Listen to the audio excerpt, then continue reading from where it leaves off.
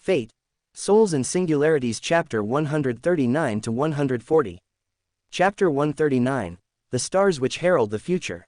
Romani yawned as he stepped through the doors into the command room, briefly pausing as he took sight of Da Vinci still in the room, looming over one of the terminals with her back facing his direction.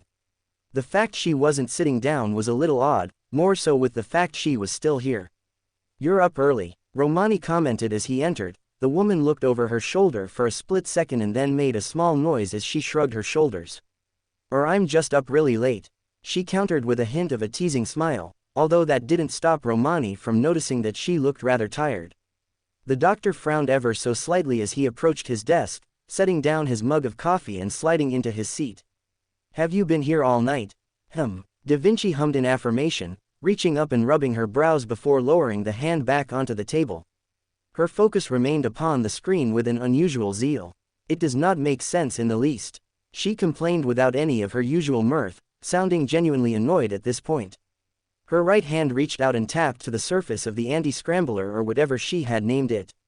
This should have already deduced a method of breaking through that interference, but it's just been sitting there doing nothing.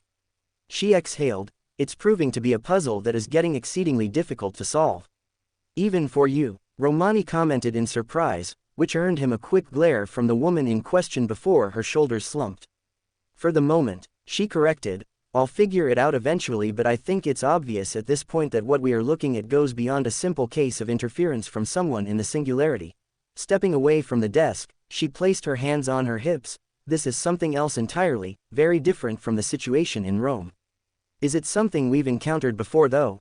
Romani couldn't help but ask. That caused Da Vinci to turn towards him and raise an eyebrow at him questioningly. "I mean, does any of it look familiar?" "You mean if we've stumbled upon something like this before and not realized it?" Da Vinci surmised, getting a nod from the doctor before she sighed and shook her head. "I very much doubt that. Something like this would definitely have piqued my interest earlier. If I were to hazard a guess, it is like we're only being shown what we want to see," she pointed out, "but faking the suit readings of everyone who went down there would take something truly masterful." Romani paused, then brought the coffee towards his lips and took a quick sip. "You mean from a really talented caster? They would have to be the best." He shivered at the notion, lowering the mug down and holding it just above his lap with his other hand supporting it. "Do you think it might be Solomon?" Da Vinci was silent as she debated it within her mind. "Possibly," she admitted after a few seconds before she shook her head, "but it doesn't seem to fit within previous interactions, especially since he said he was going to be taking a hands-off approach when we last encountered him." She paused. "I suppose he could have lied, but then it would have just been easier to kill everyone in the Okeanos singularity rather than go through this theater." Romani closed his eyes, nodding his head up and down. "I suppose so. Solomon probably isn't the type to change his mind so quickly." He opened his eyes again and looked at Da Vinci before offering a weak smile. "But then that means there might be another caster down there in London who could do the exact same thing. That's what worries me now." Da Vinci rubbed her chin. "Faking the readings of Chaldea would take a true genius. I could do it, but it wouldn't be an immediate effect like it seems to be here, or perhaps it was a seamless transition. The lack of communication from Fujimaru means that we were led to believe that it was akin to a one-way mirror when in actuality it was a brick wall. We cannot communicate in and they can't communicate out so long as that remains." She turned back to the monitor. "But it's way too perfect. We were allowed to rayshift into London to begin with. With the Roman singularity there were only select spots we could access because of the interference. This wall blankets the entire singularity and yet we could still send Fujimaru down without any real concerns." Romani frowned. "So they wanted visitors but didn't want them talking with us." He drummed his fingers on the desk. That's way too convenient a trap." "Exactly," Da Vinci confirmed. "It means they knew exactly what to allow and what to prevent. If this is right, it means they want people from Chaldea without allowing them to communicate with Chaldea at all, effectively cutting off any notion of support except for those who arrived." She pointed at the screen. "But then why go through all the trouble of giving us fake readings like this? In fact, I can't even tell they're fake at all." The doctor frowned, turning in his chair to face his own screen while setting his mug down. "They're showing us an image of London that is giving us the impression there is nothing out of the ordinary, but inside it could be the exact opposite." He tapped away at his keyboard as he looked through the readings, "And everything I'm seeing here from the last few hours is consistent with engagements in previous singularities." He pointed out, "Look, there's even details about the loss of magical readings as though they fought a servant and came out victorious." Da Vinci moved over to stand behind him, then leaned forwards and looked at the screen. "This is a real mystery, all right. Excited as I might be to solve it, I'm more concerned with Fujimaru. Why go through all this trouble? Surely they'd know that once we realized we couldn't establish communication with them, then we'd realize something was wrong." Romani shrugged. "I don't know. I was speaking to myself." The doctor snorted. "See, that makes more sense now." He chuckled, then reached for his coffee once again, only to falter as Da Vinci's hand descended upon the mug like a claw and scooped it up into the air and towards the genius. The man stared at the empty spot for several seconds, then turned in his chair to send the servant with a betrayed expression, "My coffee." Da Vinci took a very loud sip as she stared down at the man from over the edge of the mug, slowly lowering it from her lips and giving him an amused look. "I've been here for hours, Romani," she declared as she turned away from him, walking off with her prize. "I think I've earned some of the onion night coffee." "I'm really starting to wonder if that caffeine made by him is genuinely addictive or not," the doctor asked aloud before shaking his head, turning back to the screen. "How has the director been getting along, anyway?" Da Vinci made a noise as she took another sip, raising a single finger before lowering the mug. "She's made some good progress north." Stopping intermittently for combat training, the woman made no attempt to keep the mirth out of her voice as she spoke. "There's been a few complaints about it on her part, though that was just from Cu Chilane." She snickered, then Sigurd got involved and it escalated from that point. Romani made a pained face. "Are we still sending down Leonidas?" "Oh, yes." The brunette nodded her head up and down, still looking exceedingly amused.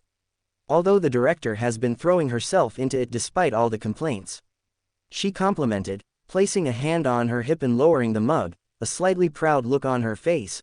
"I'm not sure how well her berserker is going to fare in combat, but you can't accuse her of not trying her hardest. It seems whatever she and Calumet talked about has sparked something inside of her." She pouted. "I'm just a little sad I didn't get to hear it. I was not going to eavesdrop on their conversation." Romani rolled his eyes, leaning back into his chair and crossing his arms. "She asked for privacy and I gave it to her. Still, I'm a little surprised about it, if I'm being honest." He looked towards the screen, his lip twitching upwards ever so slightly. "She's definitely come a lot further in the past few months." "Meh." Da Vinci shrugged. "That's what happens when you surround yourself with extraordinary people," she reasoned with a wave of her hand, "and the exceedingly ordinary. I think Fujimaru has been good for her. I think it's just the lack of pressure around him, pretty much everything amazes him." The doctor reasoned with a wave of his hand, "Though that's pretty understandable when you consider what's happened. I'm still fairly amazed myself. Different worlds, gods and now dragons." He nodded his head at the screen. "It's pretty wild, also whatever that weird incident with those sort of gremlin things were." He added on with a slightly disturbed look, "I have no idea what that was about. We'll file it under weird and unexplainable." Da Vinci looked similarly befuddled by them. "I can explain a lot of things. I can't explain the Noblites." We're really calling them that, aren't we? I think it's a funny name." Da Vinci shrugged, then chuckled lowly. "What I would give to be a fly on the wall when someone reads that after-action report." Romani's head fell into his hands. "Oh goodness, I barely even considered that." He realized, once all this is done, what are we gonna do about all those reports and stuff? He grimaced. "There's already issues with." He trailed off, then shook his head and turned away. "Doesn't matter with that." Da Vinci stared at him oddly for a few moments, then took a sip of her mug once more. She then noticed him tapping away at the screen and raised an eyebrow.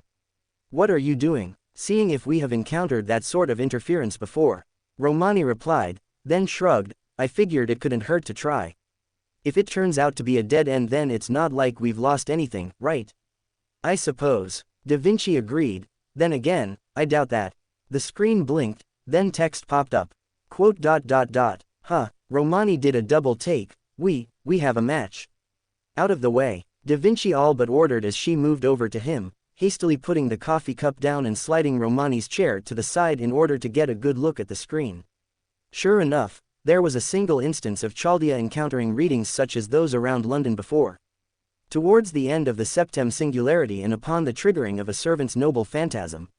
Both Da Vinci and Romani turned their heads to look at the other, then both looked down at the intercom. Slowly, Da Vinci reached out and pressed the button. Will Vrindari come to the command room immediately? Repeat, will Vrindari come to the command room? She released the button and then returned her attention to the screen. All right, Romani muttered, I wasn't expecting something like that. Neither was I, Da Vinci muttered out, then frowned in slight annoyance. After all that and I didn't even solve it. Well, we don't know if it's exactly the same, Romani hastily answered, rushing to try and preserve some of Da Vinci's pride. The computer is just saying that the readings are exceedingly similar. It might be that they operate on the same sort of principle without being exactly the same. I suppose. Da Vinci nodded along, stepping back and placing her hands on her hips. So focused on the screen that she didn't notice Romani extend his hand past her and grab a hold of the coffee mug once again. How far is the director from the location of Calamate? Romani paused, then looked to the screen once more, briefly minimizing the window and flashing up another screen. At the moment, around 30 miles from them. He explained, you were right, they have been making some pretty good time. Da Vinci hummed, though didn't say much else. Olga couldn't help but stare incomprehensibly in the distance. It had been obscured by the storm as they approached, little more than a wall of snow and ice in the distance, but as they had drawn closer and closer over the past day and a half, they had gradually seen glimpses of something in the distance. However, none of it actually described what they were seeing. Yggdrasil, she heard the whispers from the group, all of whom were standing stock still and gaping at the sight in the far distance. She couldn't even say they were incorrect in that statement. Not truly, though they were most likely mistaken in the identity of the tree. The name itself was exceedingly suitable for what she gazed at in the distance. That's an arc tree, all right. She didn't register the comment for a moment, then whirled on the person who had said so.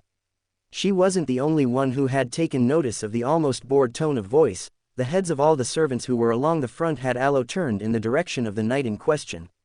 Leto stood with his arms crossed over his chest, nodding his head up and down repeatedly. Still, I'm surprised we didn't actually see it from so far away. He paused, placing his hands on his hips before he muttered, I suppose there were always a few storms dotted about here and there. Leaning forwards, the knight raised his left hand and placed it over the top of where his brow would be as if they were a pair of binoculars. I think I can just about make out something flying about them. Just. Olga marched towards him, briefly jolting the knight in surprise as he looked down towards her. What did you say about that? She pointed towards the direction of the towering tree in the far distance, something that should have been easily spotted from well over 100 miles away, save for the fact that the region had been plagued by frequent storms, no doubt brought on by the Holy Grail disrupting the weather. Leto made a small noise of confusion as he tilted his head, then clapped his hands together. Oh, right. Yes, that is an arc tree. He explained as if the answer itself had always been obvious. Fairly standard during the Age of Dragons. He added on, placing his hands upon his hips, it doesn't surprise me there would be one here though, they are where the dragons made their homes. Assaulting them was like a siege and would go on for, well, months. He shivered, especially if it was just us without the aid of a god or one of the fire sages. Olga stared at him dumbly for a few moments. Is there a reason that, she cut herself off and slapped a hand over her face? No, of course he wouldn't have explained because she hadn't thought to ask. At the same time, she would have thought someone would have mentioned the huge tree in the far distance. How tall were they? We probably have a different unit of measurement to you. Leto awkwardly replied, his hands going to his hips. I could give you a guess but I don't know if the numbers would mean anything. 3.5 kilometers. All eyes now turned to Sigurd, the knight adjusting the glasses on his face as he stared at the distant plant with no small amount of awe. I had never thought to see something so massive before in my life and yet, he shook away his shock and quickly schooled his expression, turning towards Olga and giving her a troubled look. But yes, 3 kilometers tall.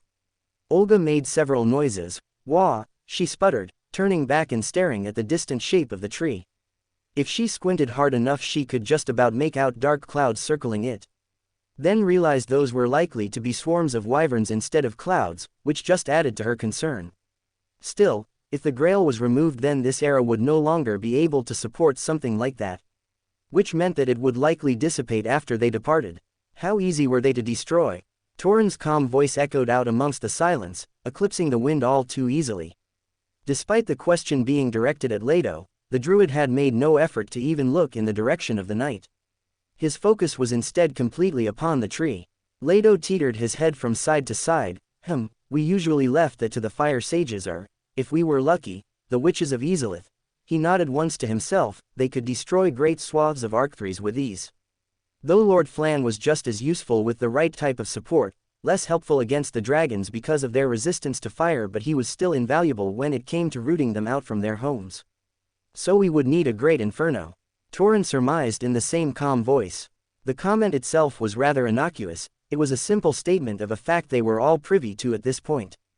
Barring any sort of magical defenses around the tree itself, destroying it would likely require a large inferno or an anti-fortress class noble phantasm. Sigurd admitted that he could use Graham in such a way, but using it on the tree rather than a servant was a waste. That itself wasn't the issue was the manner in which Torin was all too calm. His posture had changed on the last day, at least since the strategy meeting.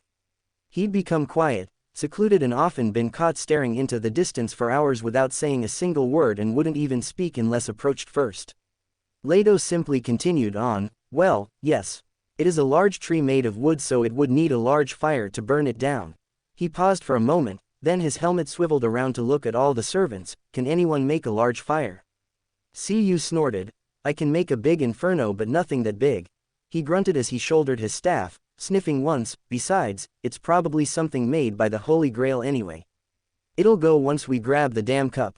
He then extended his left hand, pointing at the base of the tree. Even if we did set it alight, that thing is big. If the support comes away and it comes falling down, then there's not a lot we can do if it falls on our heads. There was a grunt of acknowledgement from Gordon. Cu is correct. He supported the blue-haired caster. As it stands, destroying that tree would prove perhaps as great a detriment to us as it would to our foes. Turning his head, he looked to Leto. You said that attacking one was akin to a siege. How so? Leto cupped his chin. Most of the dragons would often reside high up and clinging to the trunk. The knight explained, pointing up to the tree in the distance. I mean, I'm sure you've noticed that it's got no branches, so any dragons that did that, well, we would have to climb after them and it would involve scaling the bark. A sigh, to say nothing of whether or not any dragons were residing in the roots beneath the tree. They'd be supported by them with enough room for perhaps 2 or 3 dragons to reside at any one time. He raised his finger. There'd often be only one entrance as well.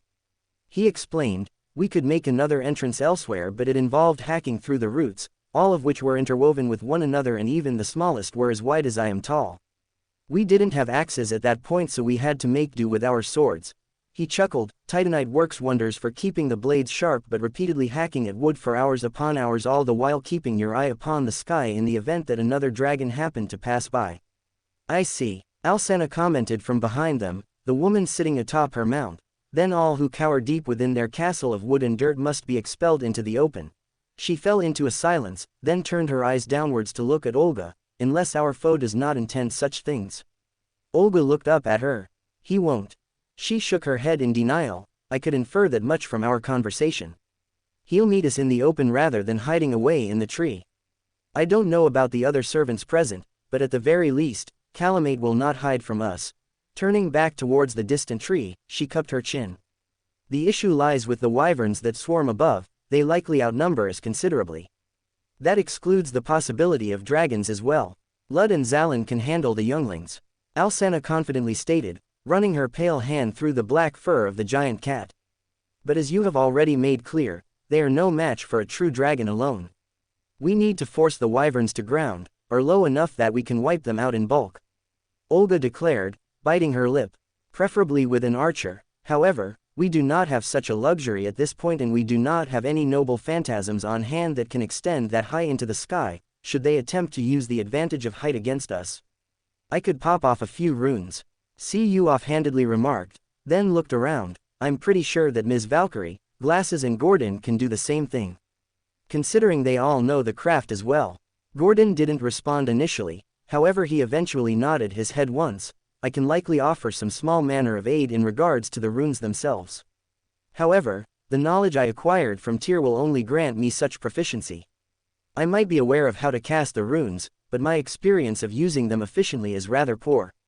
Just point and throw, Cu helpfully suggested with a wry smirk, then when they get close enough, just hit them.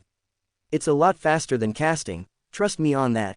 He rolled his shoulders, I much prefer it as well. Olga herself ignored the banter, still staring at the distant clouds of wyverns. If we can thin their numbers before engaging them, then our difficulties will be minimized. She declared, invoking confusion within their ranks will also improve our chances considerably. She muttered to herself, there was something burning within her. She wanted to win. Maybe it was because of her duty as director of Chaldea, but that didn't change the fact she wanted to win. Against someone who actually acknowledged her as their equal, viewing her in the same light as themselves and recognizing her talent. She wanted to win. Oh, Marie sang, the French queen looking down the line of servants towards Olga and sporting a very intrigued smile. That's an interesting face you have there, Olga. She inclined her head, do you have a plan? As it happens, yes I do. She nodded once, then looked to see you. If I invoke a magical spell, can you funnel your own mana into supporting it alongside me? The caster looked surprised for a moment, then raised his eyebrow. Well, I could. He admitted, then shifted his expression to become as intrigued as Marie. So, you do have something then? Olga merely hummed at him in response, not giving an answer as she placed her hands on her hips. It would be better if the others stayed behind me during the casting time. She added on, that said, I will require protection until the spell has been completed. No pre-fight banter. We've said all that needs to be said. Olga declared with her eyes still fixed upon the tree, there is nothing else we need to discuss with one another. Well, all right then. You shrugged, then cracked a smile, let's get going then. He cheered, it's only gonna take us, 10 or so hours to get there. He chuckled to himself as he glanced down at the woman, well, less time for me but you're a touch slower than I am. He pointed out, placing his free hand on his hip, his smile morphing into an amused smirk, maybe all that last-minute training with Lancer will give you the added pep. Olga gave him a side-on look of annoyance before shaking her head, moving her hand to the communicator and activating it. Romani, we're approaching the location where the dragons reside. Is there any sign of approaching hostiles? The screen was blank for a few moments. Olga furrowed her brows. Romani. Romani, where are you? Sorry Ak. There was a cry from the doctor, then Olga blinked as the man all but stumbled into frame, tripping over his own feet and landing on the chair. His hair was a mess and there was a frantic look on his face. Sorry about that, director. We've just been working on something and we think we've figured out why we can't speak with Fujimaru-kun. Olga blinked once, then gave a single nod of the head. Excellent work. Now that you have identified the problem, how long before we can communicate with him? At that, Romani's face turned hesitant.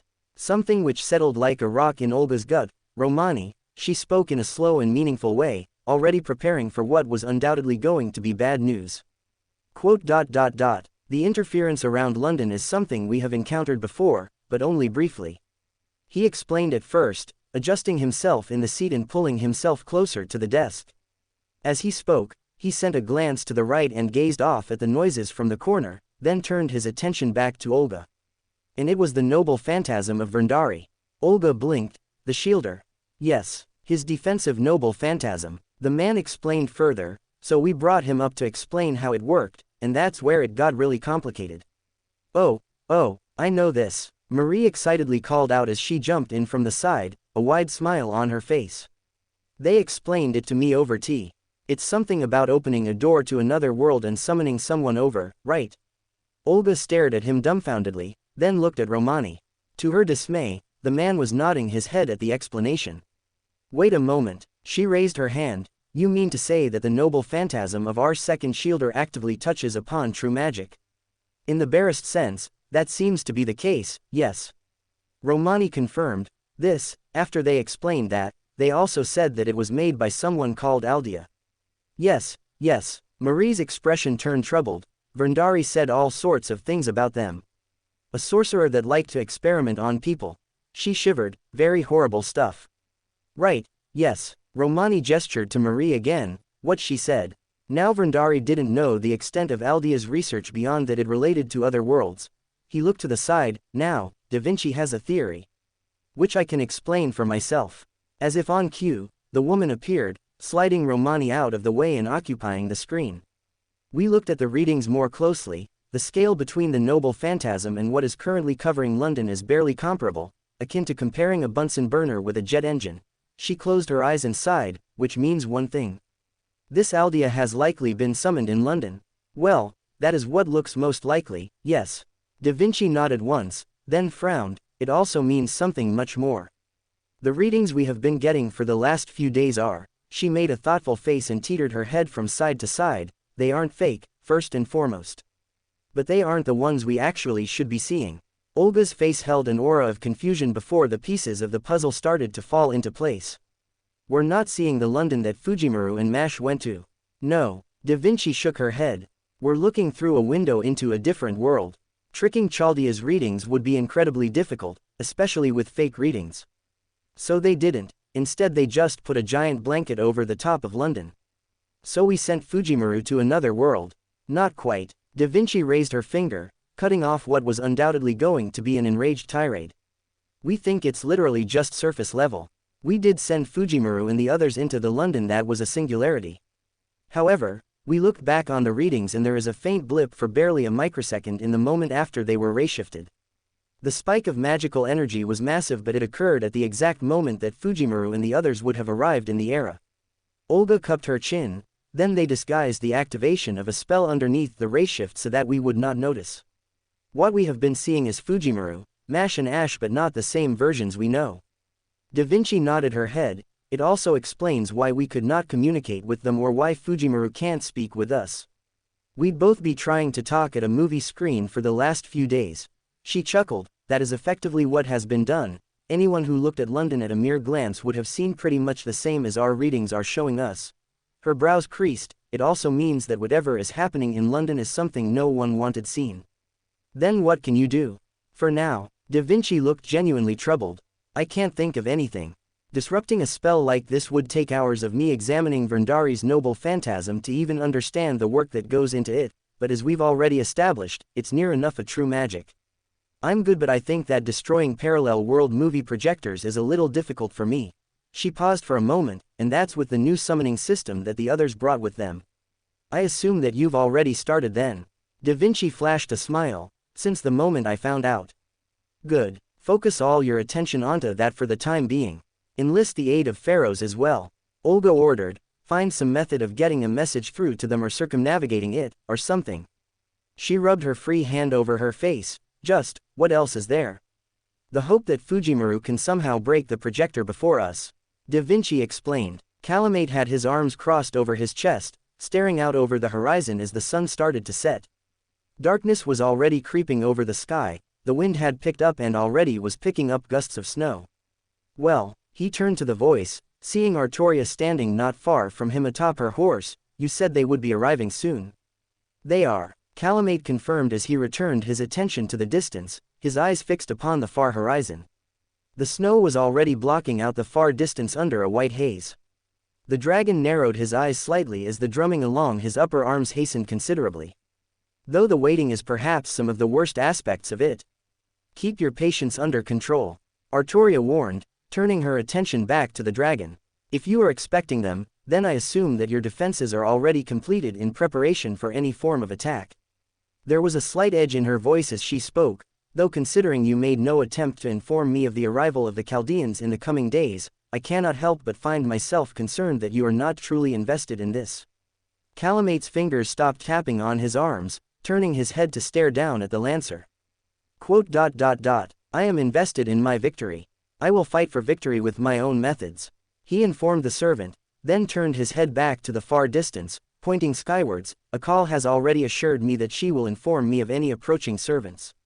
He paused as if considering something. However, their approach under the growing darkness concerns me somewhat. Will it not make it difficult to see? Night raids are exceedingly common. Artoria responded casually. If the enemy master utilized them, I would be unsurprised. She nodded in the direction of the approaching blizzard in the far distance that was obscuring what little light was still left. As I am concerned with that. Calamate hummed in response, nodding his head up and down. I think that is the them. Spoke rather casually, that is similar to the cloud where I first encountered the dragon slayer in the first place. Though it could just as easily be a normal storm, they are somewhat common in this area in the first place. Quote, You do not truly believe that, do you? No. Calamate shook his head from side to side. It has been well a day since I last spoke with Olga, so I believe she will be approaching soon. His eyes remained fixed upon the distant cloud as it drew closer and closer. So, I believe that distant storm of snow and ice is indeed them coming towards me. Though I cannot sense anything, it could just as easily be a regular storm. He offered as a way of a secondary explanation, although his tone of voice made it easy to deduce that he didn't believe that in the least. Arturia merely hummed in response, and where is the other caster? A call. Calamate hummed, then pointed skywards. She's up there in the clouds somewhere. She said she would prefer to be with the children. He lowered the hand back to his side. Once the Chaldeans approach, she will come down from the sky with my larger brothers and sweep over them with flames.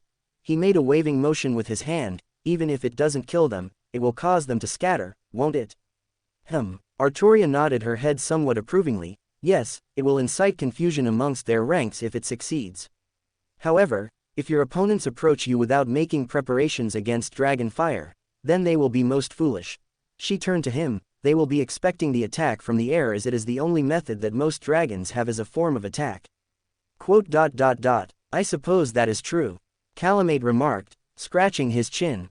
What about the Drakens? Arturia didn't actually comment on that for a moment, instead she remained silent as she considered the question. That shall likely catch them by surprise, provided you have not told them about that. Calamate shook his head. I did not get into specifics, only that I made my new people, he explained. Well, I suppose there is little else we can do but wait. He turned his eyes skywards. Wait and see. The storm parted in a moment. The rudeness of the act caught Calamate by surprise. The unveiling of nearly 200 humans standing a little over a kilometer away from the arctree was something he hadn't been expecting to happen. His eyes instantly fell upon the center of the humans. Even from the considerable distance from them he could still pick out individuals. His eyes fell upon the slightly smaller figure at the very front. White hair billowed in the wind as the person had their arms extended up above their head. A glistening purple circle formed in between their palms. Olga, Calamate whispered out, taking a single step forwards and uncrossing his arms. Ho! Arturia sounded similarly surprised. I had not thought they would be so bold as to disperse their cover so swiftly, she stated, then inclined her head slightly. However, such tactics reek of being overconfident or assured of their own success. More so when a master themselves is performing a spell. Calamate turned his head skywards, staring up at the swarm of his siblings above him before he pointed directly to the Chaldeans. The flock understood. A moment later the swarm broke apart and surged down through the sky towards the group of servants and humans. Two larger dragons broke off, moving on either side in a move to flank them while a call led from the front, four stone-like wings jutting from the back of her body. Calamate opened up his right palm. Flames danced around his fingers before surging inwards and solidifying into the shape of the hooked black sword. This feeling, I wonder, is this what excitement is? You can get excited after you win, Arturia remarked, still staring at the master from a distance. For now, I would be concerned with what the master is attempting to do.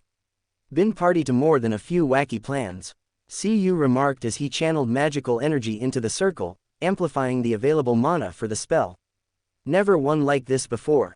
Shut up and focus, Olga snapped, her eyes closed and her forehead glowing with the magical crest of the Animosphere family. Or at least, what she had been able to retrieve, or what Romani had been able to retrieve. The fact that it had been so heavily damaged in the first place was hardly a surprise given what had occurred to her. However, that didn't even come close to the sheer horror that she had felt when she had realized just how much of the crest had been lost. Well over 2/3 of it. If Chaldeas hadn't already been completed, she wasn't sure if she could have gone on. However, that didn't matter as much as this did right now. The shape of stars, the shape of space, the shape of God, the shape of self. Celestial bodies are hollow. Hollowness is empty space. God resides within empty space. She intoned, her hands stretching in the sky. A flash of light and the magical circle started to form in between her hands. The circle filled out. Violet light rushed up into it as the spell. Stars. The light of the spell intensified with each word. Cosmos. The wyverns drew closer and closer by the second. Olga closed her eyes to drown them out. They didn't matter right now. Focus her mind away from them. Gods. The servants all tensed themselves, their attention fixed upon the approaching enemies. Animus. Akal could feel the build-up of magical energy from even this distance. Her eyes narrowed slightly and she spread her wings to slow her descent slightly, allowing the others to speed past her. Antrum. Unverse. Anima. Animosphere. There was a flash of light as the circle dissipated in a moment, the lights rushed upwards into the skies, shooting past the clouds as they did so. Olga exhaled as she lowered her arms back to her side. Cu similarly looked up to the sky along with a few of the other servants. So, stargazing, right? The caster asked after a brief silence. Yes. Hey. The caster snorted as he heard the sky rumble. Pale lights flickered out behind the clouds as the rumbling got louder and louder. This should be good. Calamate's eyes were fixed upon the sky, following the rumbling at the disappearance of the circle. He was wholly focused on whatever was in the sky and whatever Olga had just done. Then there was a flash of light in the far distance. In the midst of the cloud of wyverns, he saw it. A streaking light of bright screen flying in amongst them, striking one of the descending wyverns and shredding its body asunder with the impact. Flames leapt out from the body and splashed out. The wyverns banked to the side in order to avoid it.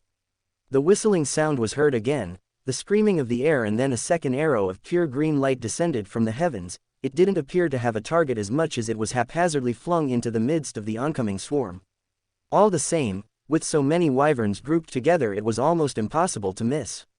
If it had been one or two, then perhaps the damage would not have been so great in the grand scheme of things. However, it was not one or two falling light spears. Dozens pierced through the layer of clouds mere seconds after the first, and behind those came a dozen more. Soon it was as if the heavens had parted and now arrows of light were raining upon his siblings without signs of stopping. The swarm broke ranks, flying off in different directions to avoid being injured. Throughout all of it, Calamate stared at the sky with wide eyes. His body unmoving even as the rain fell towards him and Artoria. Neither one of them moved as the ground erupted in green flames, each impact around them splashing out and kicking up debris. The arrows themselves were tiny, little more than the size of a human fist, yet each one of them was powerful enough to kill a wyvern on the spot if it struck them. Some were more fortunate, avoiding the meteorites entirely, others only had one wing blasted off or instead took glancing blows from the spell and managed to avoid them. Either way, the charge had been broken for the wyverns. The two dragons powered through the attack without even registering it in the first place. All the while, Calamate still remained standing motionless. Even if the spell was stronger than his magic resistance, his natural durability came into play. The odd meteor that struck his body didn't so much as elicit a flinch from the dragon, still staring dumbly at the heavens as more and more arrows fell upon his siblings. Dusk turned to eerie morning. The backdrop of the green flames illuminated them amidst the darkness and made it impossible to avoid being seen. I suppose I should respond in kind.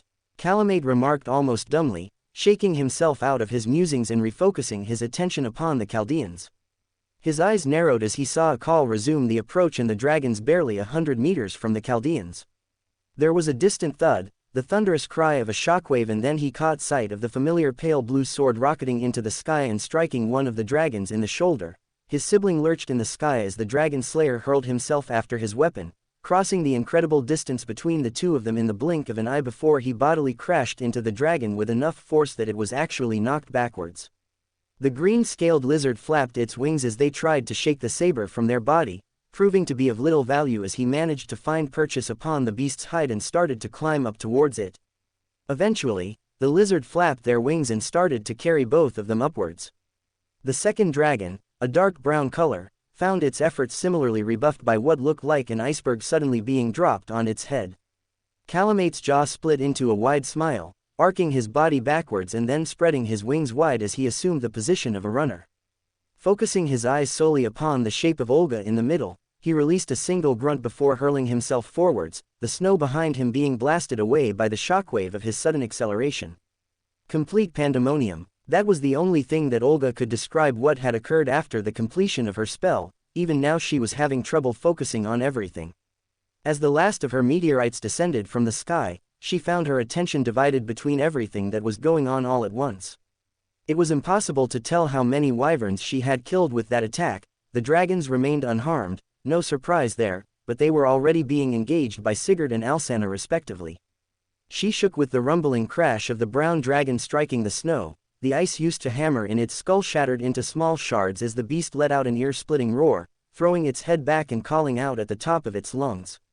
Olga pointed towards it. Gordon, Nero, Leto. Focus on the downed dragon. She exclaimed out as swiftly as she could. Alsana, the spell is over. avoid the flames and lead the Vikings to deal with the wyverns as they approach. Avoid any servants. Tarkus, keep an eye out for incoming. Cu called out at the top of his lungs, all the while he twirled the staff in his hands and slammed it into the ground. A bright circle erupted from around his feet as lightning danced between his hands before hurling the bolt of electricity into the sky. Olga's eyes darted upwards as she caught sight of a call rushing straight towards them. Sure enough, the moment the caster caught sight of the lightning, she instantly banked left in order to avoid it while releasing a jet of flames from her hands to act as shield. Her twisting body was covered in fire, soon looking more like a falling star than a person. The ball of flames changed direction in the air, twisting around as it banked towards the group from the front. With a click of his tongue, Cu stamped the staff down once again before throwing it forwards. The runes fizzled around him before the snow he stood upon melted into nothing. With a wave of his hands, the caster yanked the staff upwards and pulled along with it a virtual tsunami, leading it around as it was a dog on a lead before hurling it in the direction of a call. The water smashed into the ball of flames, soaking the caster and washing the fire from her body.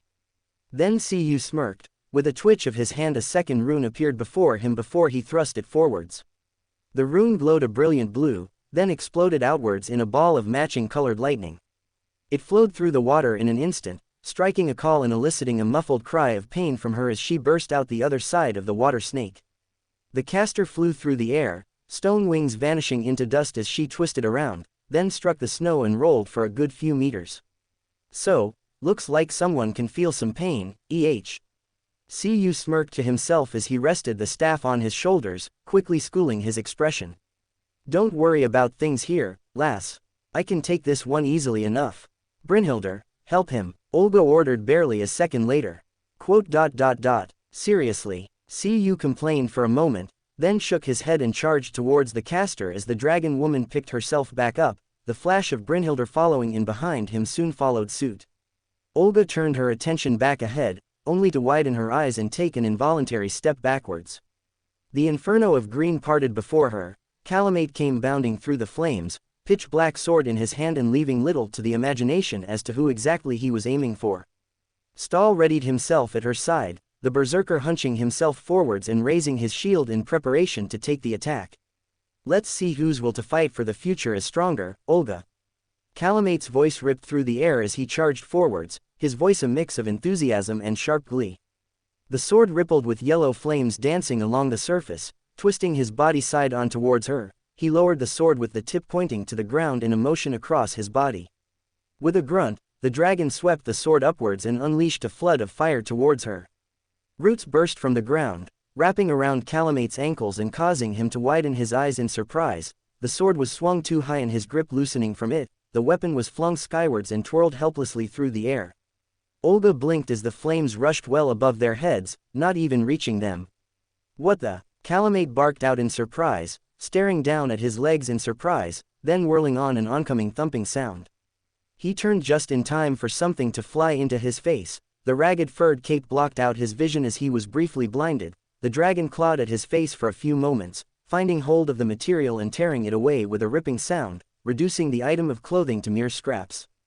The moment his vision was cleared, he saw an axe racing towards his face. His hand lashed out, clasping the axe head and stopping it just shy of hitting him. However, the weapon still buried itself nearly an inch into his palm. The weapon trembled. Calamate felt a trembling surge race through his arms, the shaking increasingly with each passing second, his muscles protesting the violent movements being forced upon him. Yellow fire exploded from his palm around the axe, engulfing the user and allowing Calamate to jump backwards to give himself some distance. He was glaring at the spot where the attacker had been standing. He hadn't caught sight of them in the rush of everything, but he could feel the radiating hatred being aimed towards him. Calamate himself was experiencing slight annoyance that he didn't get to fight Olga right away as well. The yellow flames swirled around, a shadow of a figure seen in the center of them, not looking as though they cared about the fire clinging to their body in the least. A fight for the future.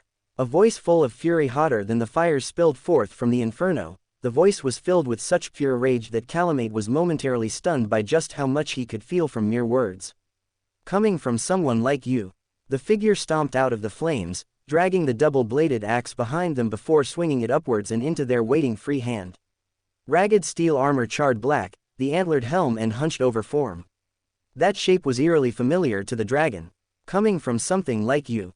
The man hissed with his graveled voice, his voice radiating power as the influx of divine energy skyrocketed around the servant, each step cracking the earth beneath him as he marched upon the dragon. I have never heard words so laughable. Torin roared, charging forwards and bringing the axe above his head before it was swung down like a hammer. The weapon buried its up to the pole in the ground. Torin twisted the weapon and ripped it free, splitting the ground in a straight line directly to Calamate. The small ravine parted at his feet, the right leg of the dragon fell inwards, so caught off guard by the appearance of the man that he still was having trouble believing it.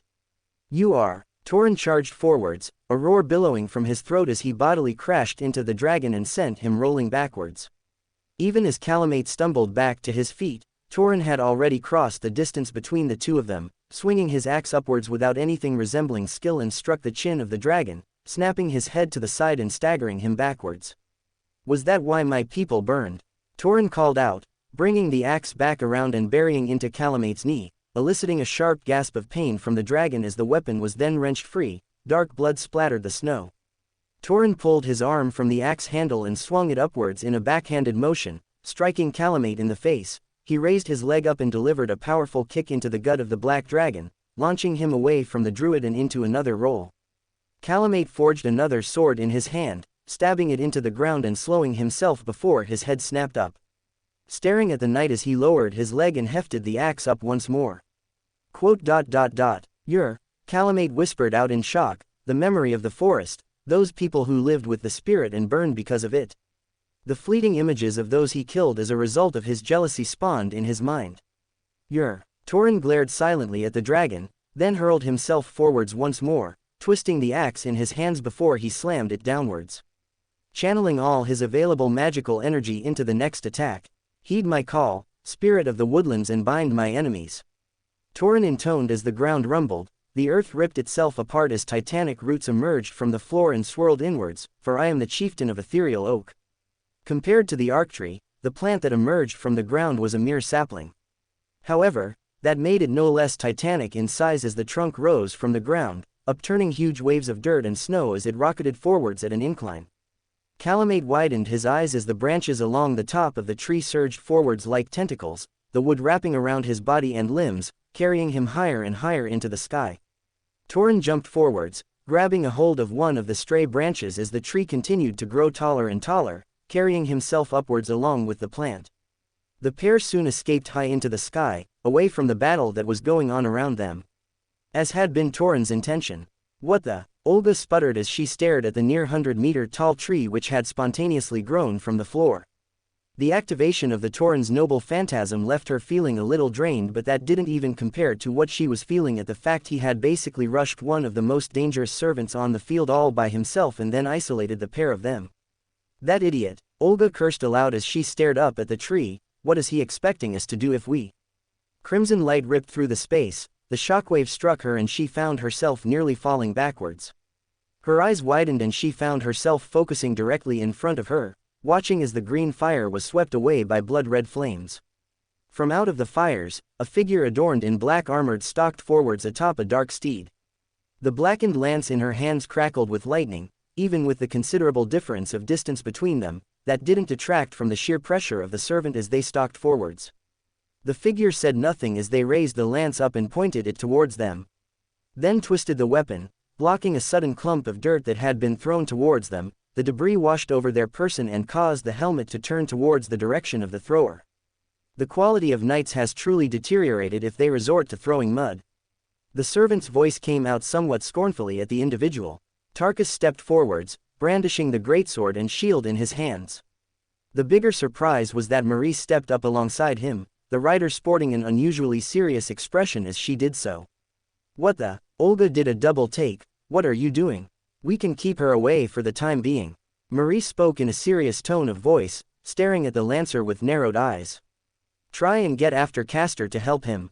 Don't worry, Miss Animosphere. Tarkus spoke as he readied his weapons, adjusting his footing ever so slightly while paying close attention to the lancer in front of him. We can take care of it. Make sure Mr. Torin is all right. Olga scowled at the backs of the servants, then directed her attention upwards as a flash of yellow burst through the branches, accompanied by a resounding crash of metal. Her eyes darted back down to the two servants in front of her, both of whom were inching closer and closer to the lancer. The servant looked as though they were making no attempt to stop them. TCH. Clicking her tongue, Olga nodded her head once and leaned back as Stahl reached down and wrapped his arm around her body and pulled the woman close to him.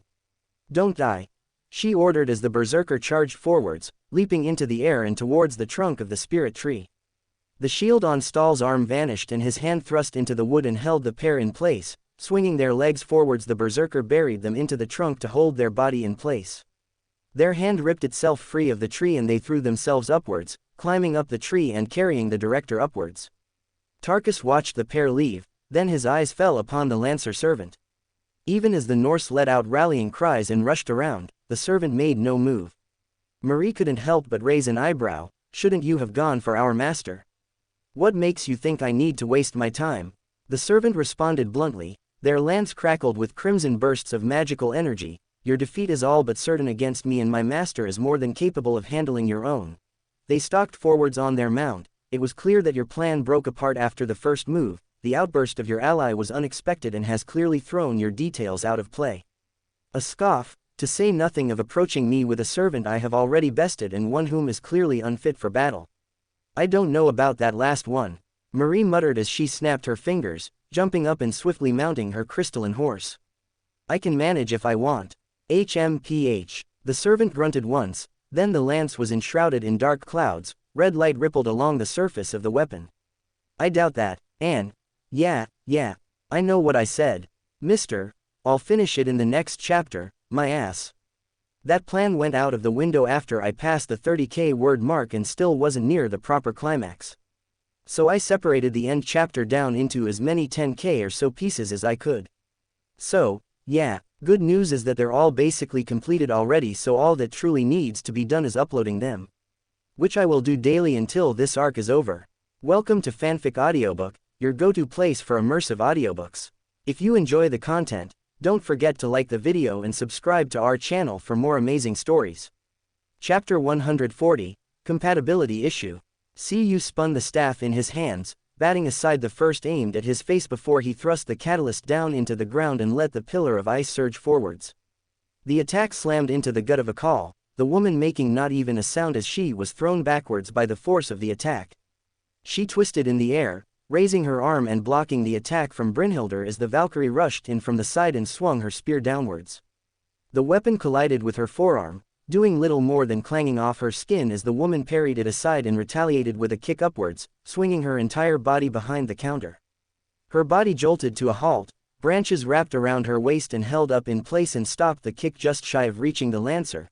Before she could even attempt to break free of them, Brynhildr retaliated and swung her own leg down in a sharp axe kick directly into the back of the servant. The branches shattered into splinters as the woman was rocketed downwards from the back, crashing into the snow. She wasn't there long, already rolling to her feet even as Brynhildr was descending down upon her. Akal's eyes flickered to see you and her face shifted into a more serious expression. It at least confirmed that she was taking it seriously this time. CU responded with a mocking smirk of his own, sweeping his arm out in front of him and pulling forth a collection of runes. The symbols crackled in the air before hurtling forth multiple bolts of lightning on the woman. She frowned, her hands exploding with bright red fire before sweeping them upwards and unleashing a haze of flames upon the caster. The druid stepped back and slammed his palm into the ground, spreading out a dome of ice in front of him that encircled just his body, the fire washing just over him while engulfing the lightning. As Akal stepped back, she turned and caught Brynhildr's heel to the cheek, staggering with the blow and retaliating with a straight jab towards the woman. The Valkyrie ducked down while sweeping out into Akal's inner leg. The woman twisted as the butt of the spear struck true. Then the weapon was swung upwards into her chin, snapping her head backwards with the continued strike. Twisting her body, Brynhildr brought her leg up and kicked towards Akal's gut. The caster lashed out and grabbed the foot just behind the heel with her left hand. Brynhildr widened her eyes as Akal spun the woman over, falling head over heel, then swung her leg upwards into the spinning lancer and caught her directly in the back with a savage kick. The end result was Brynhildr being punted into the air by the caster, though even as the woman made to follow after the flying lancer, she quickly flashed her arm to the side once again as a barrage of lightning bolts flew towards her. Akal fired off another burst of flames to act as a shield, her expression unchanging as the resulting explosion washed over her. Then Cu came bursting through the cloud of smoke, swinging his staff like a club directly towards her head.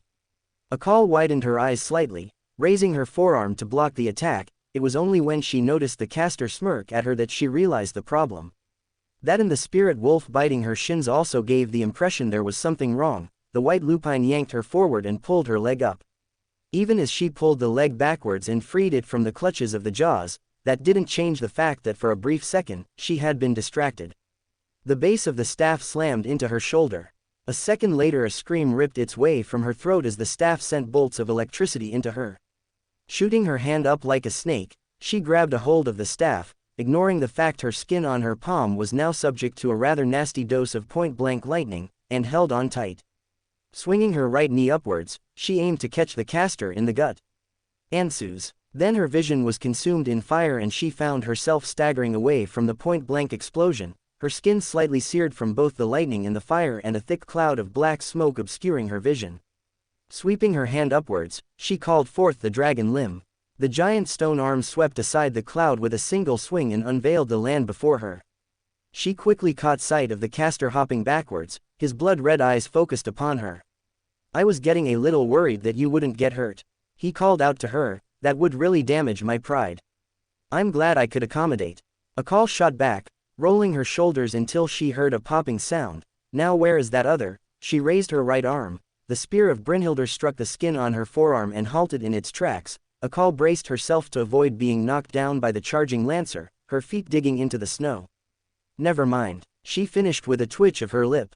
Brynhildr's gaze remained razor-focused, twisting the spear and knocking the arm aside before bringing the back of the weapon around. Akal thrust out with her hand, aiming for the lancer's face. The Valkyrie countered by grabbing the wrist midway through the swing and holding the woman's arm in place.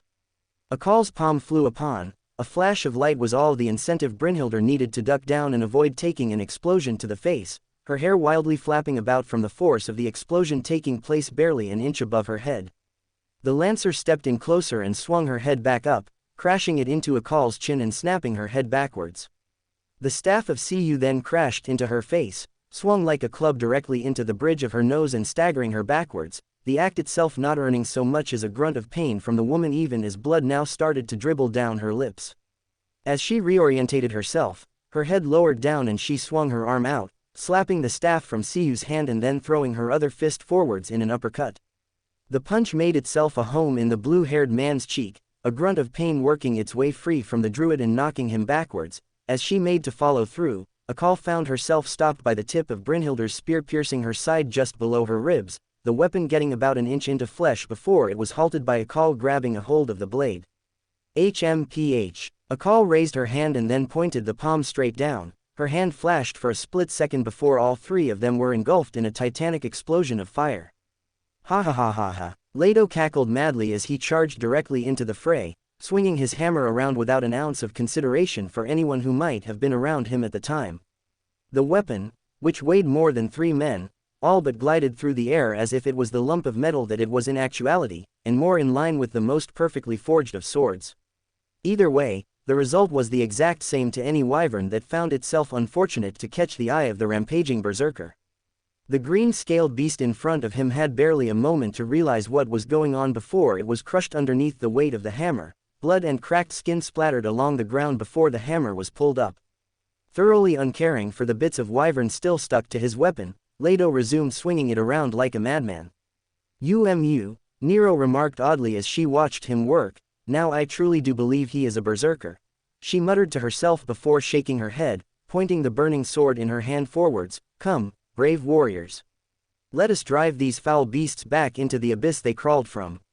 While battling the servants with their numbers advantage would have been ideal, it went without saying that even if the wyverns were weaker than the regular dragons that did not make them fodder for anything other than servants, it would still take at least 3 good men to slay one wyvern. The chaos of the spell from Olga, Nero was exceedingly impressed by it, was meant to have given them the opening they needed to break up the enemy ranks and move their plans into motion. Instead, what happened was effectively a free-for-all within seconds of contact. They might have been able to split up some of the servants, but as was a coincidence at best, Torin had charged straight for Calamate and thrown any notion of a controlled plan out of the window the moment he spawned that tree in the center of the battlefield. Without support there was likely a good chance that he would end up dead. The occasional flash of yellow fire bursting through the branches left little to the imagination. Shaking her head, she dismissed that notion for now. Brynjar, she called out at the top of her lungs, dodging the snapping jaws of a wyvern and swinging Aestus down in response, cleaving through the neck of the animal in a single swing. Find the archers and assemble them as best you can.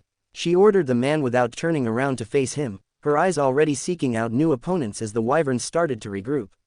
We need to keep the swarm from getting too large. I don't know if we need to worry about that. The man called out in shock. Nero turned her head to look at him and promptly did a double take. One of the larger shadow cats came bounding into the thick of things, sweeping its head back and letting out a roar.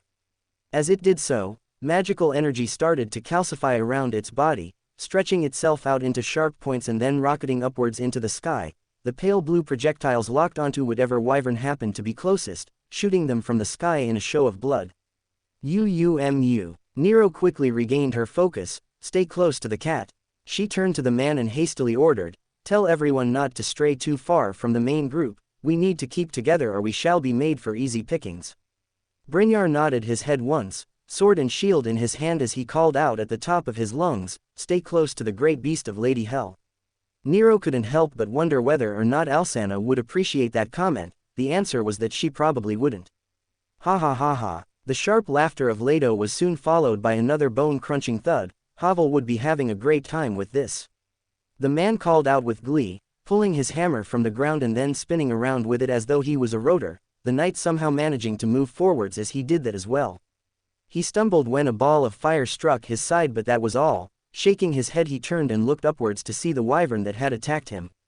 Ha ha ha, brave of you, he praised, then reached down and grabbed the tail of one of his earlier kills, the front half little more than a disgusting paste smeared into the snow, and swung it upwards into the sky, releasing it at the arc of his swing and hurling the corpse towards its brethren. But not enough. Ha ha ha ha. The knight paused in his cackling. I wonder if I sometimes get too excited about things. Before Nero could comment about that, a blur rushed past her in the familiar shape of Eric.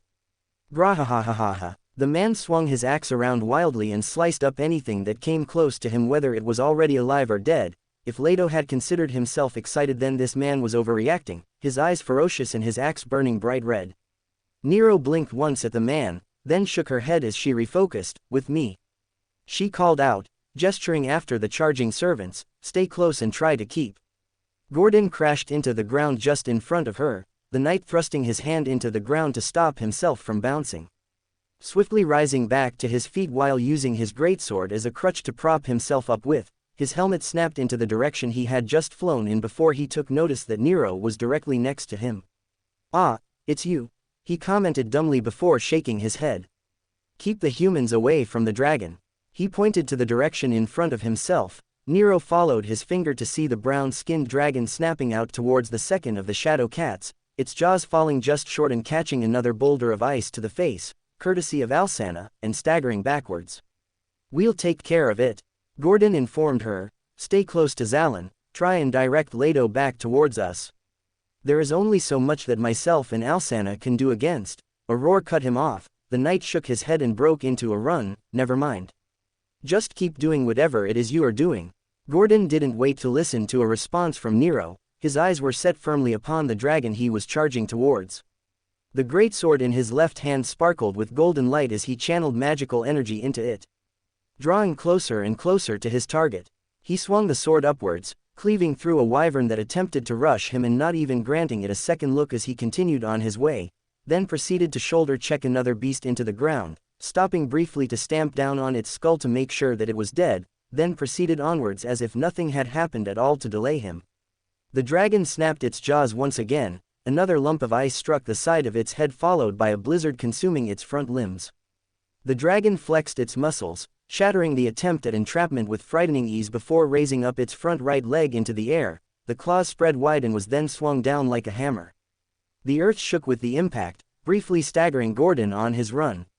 Alcana and Lud, by virtue of being closer, were more greatly affected, with the cat actually taking a step backwards from the impact.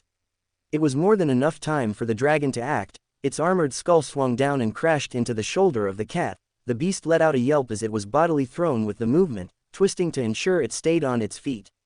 Not that the dragon seemed to care, throwing itself forwards and opening its jaws wide once again, looking to clamp down around the left leg of the larger shadow tiger. Gordon flexed his magical energy, kicking himself off the ground like a rocket and aiming straight for the dragon's head. When he saw the golden eye of the beast suddenly snap upon his flying body, he realized that if he ever had the element of surprise, it had long since been lost. Well, if he figured that both Cu Chulain and Sigurd could do it, then he could as well. Twisting the greatsword in his left hand, he narrowed his eyes and intoned with his right hand, Tiwaz. The rune appeared before him. He grabbed the greatsword with both hands and then hurled it forwards, the sword spinning through the air as it passed through the rune with the magical energy of the word clinging to the weapon itself. The glowing sword spun through the air as if guided by a higher power, in this case it was, as it rocketed towards the dragon. Even as the beast turned its head towards Gordon, the back of its throat glowing with brilliant orange light, the sword honed in on the beast and went for the point that Gordon willed it to strike.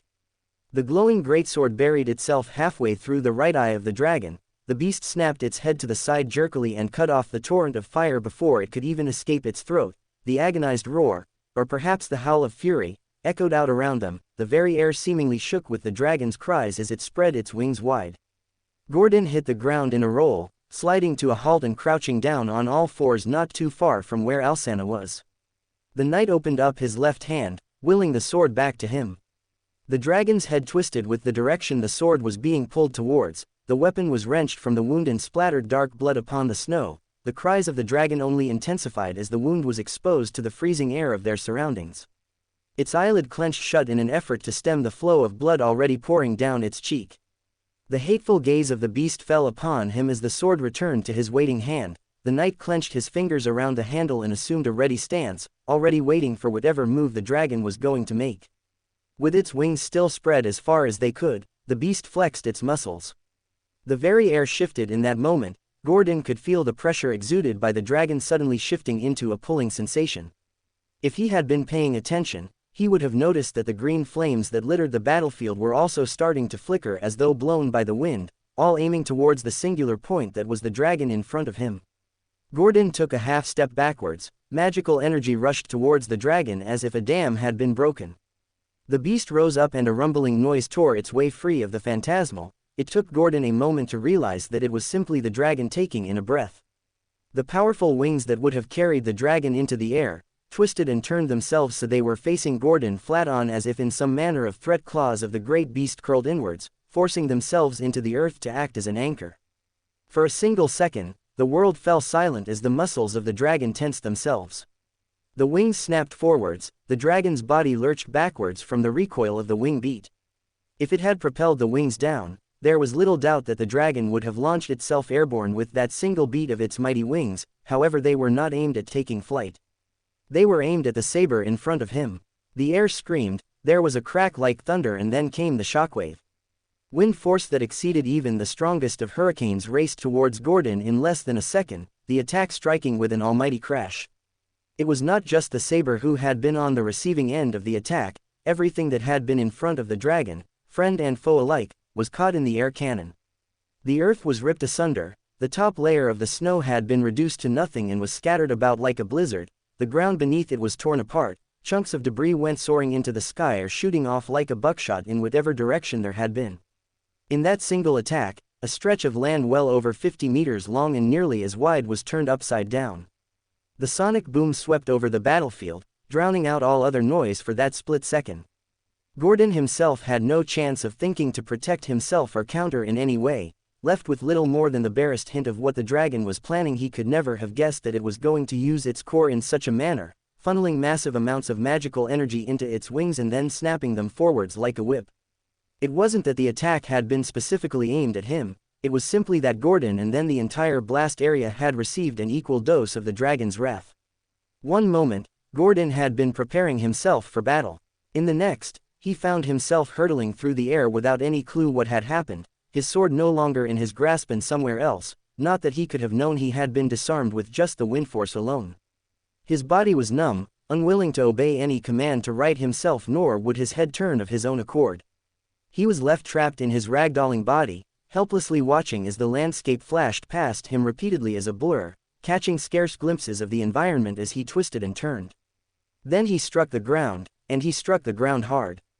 His body cratered in an instant, tearing apart frozen soil and scattering it across the battlefield. Worse was the fact it had only been a glancing blow as he skipped out from that point and cartwheeled further along. A flash of green caught his eye and then he struck the ground again, flying through one of the impact sites of Olga's spell and snuffing the flames with the mere speed at which he was moving. Once again, Gordon crashed into the ground and swept up another impact crater before fleeing his landing site and his momentum carrying him away to make another one.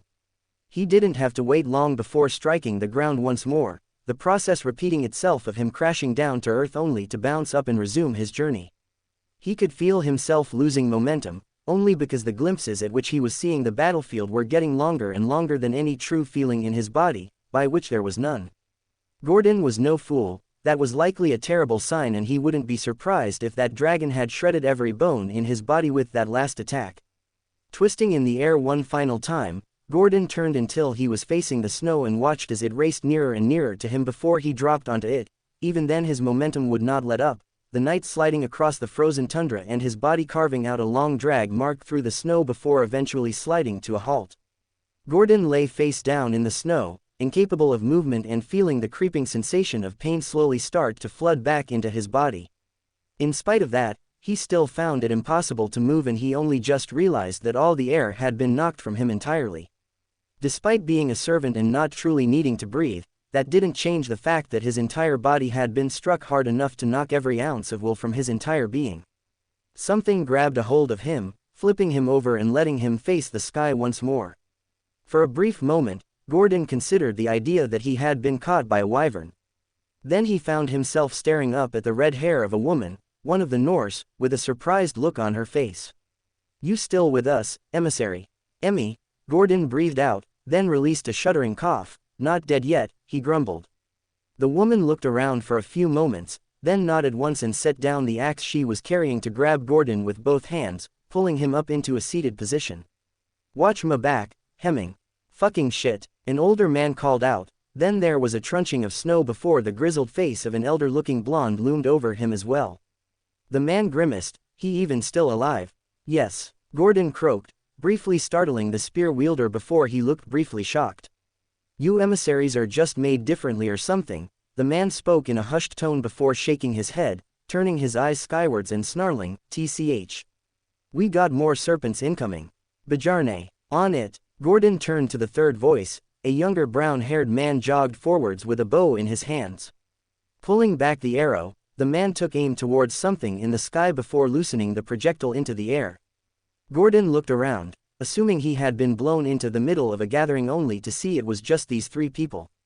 He kept his grimace to himself. He coughed again, spitting out flakes of blood as the pain crept into his entire body at this point. Weakly raising his right hand, he traced out runes over his chest in an effort to try and get some manner of healing done to him. At least so he could actually move. "Why are you all?" "That tree," Hemming spat out, pointing towards the spirit tree that Torin had spawned, "cut right through the middle of our lines. Some managed to get around to regroup with the others, but others got cut off." He snorted. "Joran couldn't leave well enough along, and I'll be sitting in Helheim before I face Brynjar with the news she died on me." Gordon managed a weak chuckle, then sent another lance of pain through his body. "Help me up, if you would," he managed to get out weakly, forcing power into his muscles as the red head, he presumed to be Joran, ducked her under right arm and slung it over her shoulder, pushing herself up off the ground and lifting him up as well, supporting his weight. Gordon turned his head skywards, blinking several times to try and clear his vision as best he could. "How far?" "At least 100 ELLs that way." Hemming pointed past Gordon. "We saw you fly in and came over," he explained easily enough with a shake of the head, "but we weren't sure you were." "Here comes another," Bajarne cried out, already drawing back the bow and taking aim. As he loosened an arrow, the dark-scaled wyvern that is diving towards them twisted its body, letting the projectile fly right on by it while focusing on the group. Bajarne widened his eyes and tossed himself to the side as the beast swooped in low, extending its claws towards him in an effort to grab the man. Hemming thrust his spear in from the side, catching the beast just under its left wing as it flew past. The man gasped out and retracted his arm just as quickly with a grimace. Hardly surprising, as the wyvern had crashed to earth with the front half of his spear still buried in its side. The beast rolled around for a few moments as it struggled to right itself, as it climbed upright once more, it raised its left wing and leaned down to clasp the spear with its mouth. Pulling the weapon from its side, the wyvern turned and glared at the procession in front of it before clenching its jaw, snapping the remainder of the spear in two and letting both halves drop to the ground. A guttural hiss broke its way free of the beast's mouth as it stalked forwards, eyes focusing on each and every one of those standing before it. Then its eyes snapped onto Gordon and narrowed, recognizing him as both the strongest individual there. And also the weakest. Gordon saw it as well. With a grunt he shoved himself out of Joran's grasp and staggered forwards, lowering himself into a tackle and charging forwards. His movements were slow and jerked. His body still a ruin from being punted by the dragon, the wyvern jumped upwards, using its wings to get leverage above the saber and shooting its legs out towards him. Talons clamped down around Gordon's side as it forced him down, the head shot towards the knight with its jaw wide open. Throwing up his right arm, Gordon growled behind his teeth as the wyvern bit down hard on his blocking forearm, his left hand moving to brace the limb as the wyvern shook its head from side to side in an effort to mangle the limb further. "Not my patient, you scaly fuck," came the roar of Joran. The woman hurled herself forwards as the wyvern ripped its head away from Gordon and focused on her. Its jaw opened up and the back of its throat glowed with bright orange light, a telltale sign of flames already building up. A bolt of fire tore its way from the throat of the beast, shooting towards the woman. Or it would have, if she hadn't dropped down first and let the attack shoot over her head. She rose back up whilst swinging her axe towards the head, slamming the blade of the weapon into the jawline of the lizard, at the socket where the lower and upper jaw were connected. The wyvern widened its eyes and attempted to free itself from the attack, only to find Gordon's left hand now clamped firmly around its throat. With the wyvern unable to close its jaw, it settled for trying to wriggle itself free of the grip of its two attackers. Gordon threw out his injured right hand, snagging a hold of the wyvern limb currently gripping his side and holding it down, trapping the beast between himself and Joran. "Open wide, bastard," Hemming cried out, dropping down and grabbing the broken fragment of spear from off the floor, throwing himself up and swinging the impromptu weapon directly into the open maw of the wyvern, slamming it all the back into the back of its throat with the tip of the spear eventually finding resistance in the form of the scales that made up the outer skin of the lizard. Hemming pulled his arm back while leaving the broken spear remnant still buried in the throat of the wyvern. The wyvern gurgled for a few moments, trying to scuttle away but finding little room to accomplish this act. Even if it did, there was little use in it. Gordon held firm, preventing any sort of escape from occurring, all the while Joran fought against the jaw of the wyvern trying to pop her weapon out of its face. She instead snarled at it and forced the axe head in deeper and twisted it downwards. There was a brief silence before the wyvern's jaw popped out at an angle, the lower jaw now not fully in line with the upper jaw. The struggle went on for longer than Gordon would have assumed, however the telltale signs of resistance started to dwindle, the light going out of the wyvern's eye as it slowed its struggling to nothing. The flapping of its wings became slower and less powerful before finally sagging down at its side. The body slumped forwards, now only being held up by Gordon's grip around its neck. With a grunt, the saber pushed the body off himself and exhaled. "Damn things," he growled under his breath, turning himself onto his front and using his hands to push his body up into a kneeling position. He turned his head to stare down at the corpse of the wyvern before he let out another sigh. "We killed it," Bajarne asked, looking up from his sitting position on the ground. The comment brought a derisive snort from Hemming. "Who is this, we?" the man asked, sending the younger man an irritated look. "I don't see your milk-drinking hide up here with their weapon lodged in the neck of a serpent." He coughed out, breathing in and out as he shook his right hand repeatedly. Joran merely looked down at her bloodied axe before she shrugged once. "That was," she whistled, "HMPH. Very impressive," Gordon complimented as best he could, forcing himself back to his feet and stumbling slightly as he tried to right himself. "Very impressive indeed." For the meantime, he raised his left hand, his palm out wide. There was a moment when the others stared at him in silence, not a single one of them moving as they watched him with his hand outstretched. Then there was a faint whistling sound just above the sounds of battle. Gordon staggered backwards as his greatsword returned to his hand, the knight very nearly being bowled over by the force of the return weapon. Runes were remarkably useful when it came to reclaiming lost weaponry. Swinging the sword back around, Gordon planted it into the ground and leaned heavily on the weapon. "Now then," he spoke after a moment of silence, "let us return to our allies." He groaned as he raised his leg and took a single step forwards while shooting a glance skywards. Another burst of yellow flames rippled through the tree of Torin. He knew not what the caster had been thinking, but he was certain the man was paying for it now. The resounding clash of steel echoed through the canopy of the tree, Torin darting backwards as each ferocious swing of Calamate's sword landed against his guard. The dragon was barely even an amateur with the sword, swinging it as little more than a child would swing a stick. Despite that, he had more than enough speed and power to supplant his mediocre level of skill. If Torin had been of sound mind, he would have used that to his advantage. As it stood, he merely focused on matching the dragon at every turn. A swing was blocked and countered with a similarly brutish swing. It was not a battle of skill, or was it one of beauty? It was a brawl, plain and simple. Torin jumped backwards as Calamate swung his sword downwards, the weapon smashed into the branch the two were fighting atop of and shattered the bark within an instant, the surface reduced to little more than sawdust as the tree limb already started to fall away as a result. Calamate stumbled slightly as his end started to lean back towards the ground. Torin roared and charged forwards. The eye atop the dragon flashed a brilliant gold and stopped the druid dead in his tracks. However, Calamate did not immediately leap to take advantage of his hold over the caster, instead staring at him for a few seconds in silence. "I would ask you listen." "No." Torin snapped back, his own magical energy flared as a result and shattered the hold over his body and he jumped forwards. Though he was still weakened from the mystic eye, while Calamate might have been hesitant to strike the druid, that did not make him unable to do so. As Torin jumped, Calamate swung his sword in an arc. Torin twisted his body, raising the pole of his axe to block the swing as best he could. Though in midair, he ended up getting launched through the skies for a brief second before his back crashed into another branch. Calamate leaping from his perch was the final act which destroyed what remained of their original battlefield, the pale-colored limb of the tree being thrown in the opposite direction to the leaping dragon and sent plummeting towards the ground. Rolling his body to the side, Torin slammed his axe head into the new branch to secure his hold on the perch. Clawing himself up as quickly as possible and barely even considering checking his balance. Not that he needed to do so in the first place, each branch was more than wide enough to secure his footing atop it within minimal effort. Calamate landed further along the branch than he did, the growth shook with the force of his landing. The black dragon held his arms out to the side to compose himself slightly, his swings spreading as far as they could in case he fell off. He turned on Torin, only to find that the knight was already racing towards him and swinging his axe up. Calamate took a single step forwards, the larger servant brought his own sword down to meet the attack head-on. The two weapons crashed into each other with another thunderous ringing of steel, soon pushing against the opposite strength.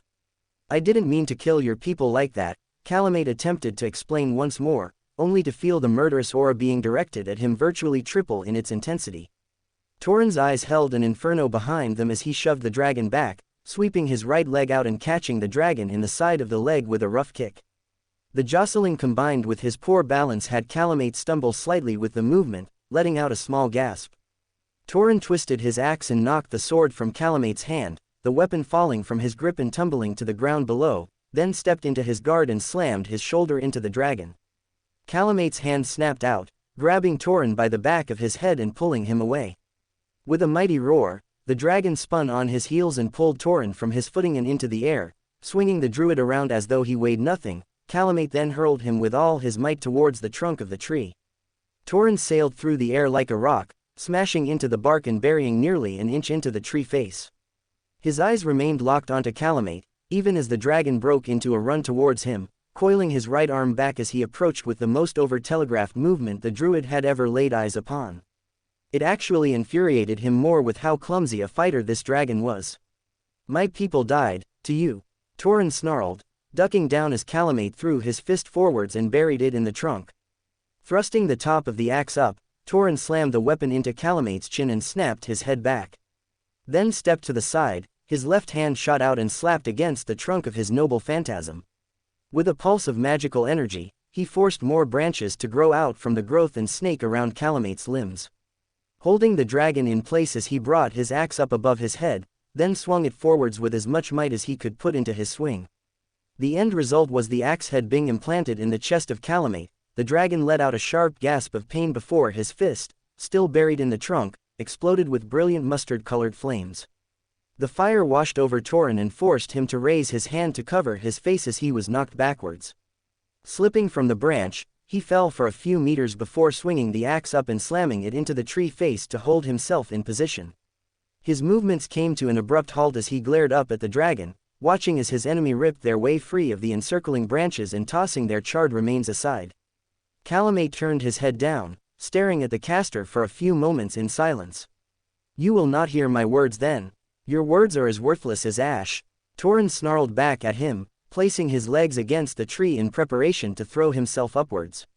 What noble ideal could my people have been butchered for?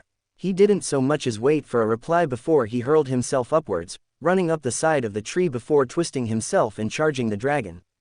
Calamate narrowed his eyes before he thrust his arms out, catching the axe in between Torin's grip and swinging the caster around, slamming his back against the trunk and pushing with enough force to trap the druid behind his own weapon. "They didn't," Calamate responded blankly. "I killed your people out of jealousy. For that, I can only offer my deepest regrets that I did not understand why I disliked." "Jealous." Torin's voice was a furious roar. The caster swung his legs up and placed the soles of his boots against Calamate's chest before he kicked the dragon back, freeing himself the grip.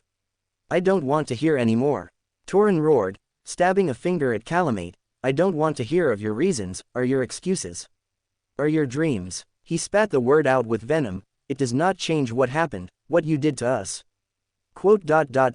"No, it does not," Calamate muttered back in response. The hooked black sword flashed into his hands once again.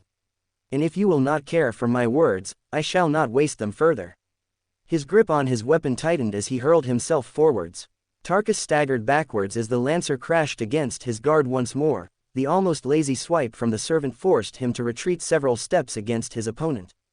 "To fight me once more after being bested."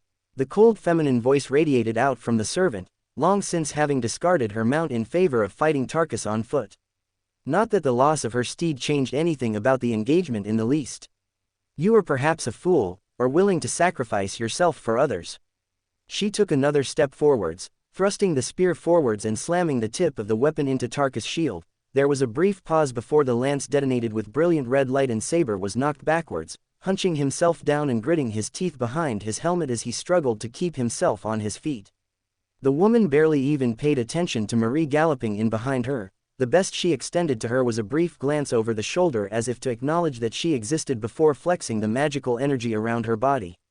A dark wave flooded out from her, washing over the ground in a menacing aura accompanied by crackles of red lightning. With a half-turn, she swept the lance upwards and directed the mana towards the rider. The river of crimson light rushed towards the servant as they widened their eyes and clicked their heels against the glass horse. The mount leapt up into the sky, bouncing repeatedly on plates of pure mana as it did so to give the illusion of flight. The light rushed past beneath her, scorching the ground where she had been riding. Without even looking, Lancer raised her spear and blocked Tarkus' sword dead in its tracks.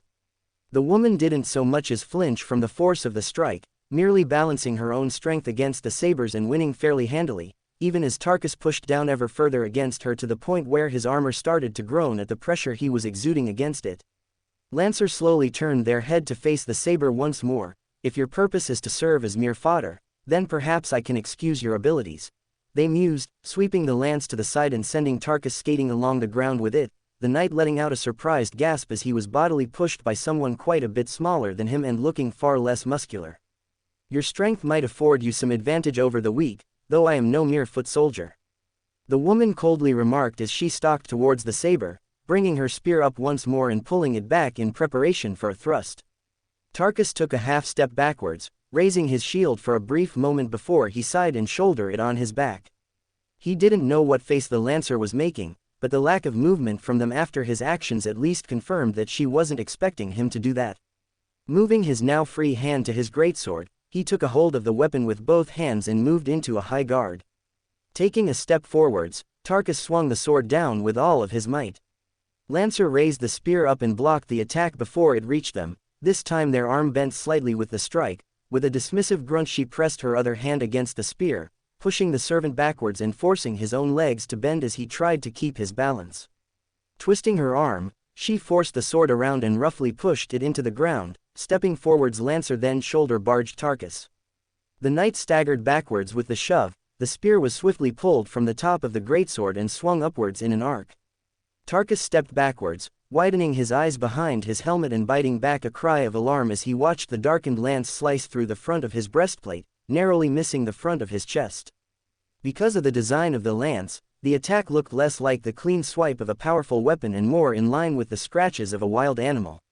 A slashed and jagged mark marred the front of his armor. The knight thrust his greatsword forwards in response to try and counter. Lancer raised up her right arm at a slight angle. Her bracer caught the tip of the greatsword and redirected it upwards.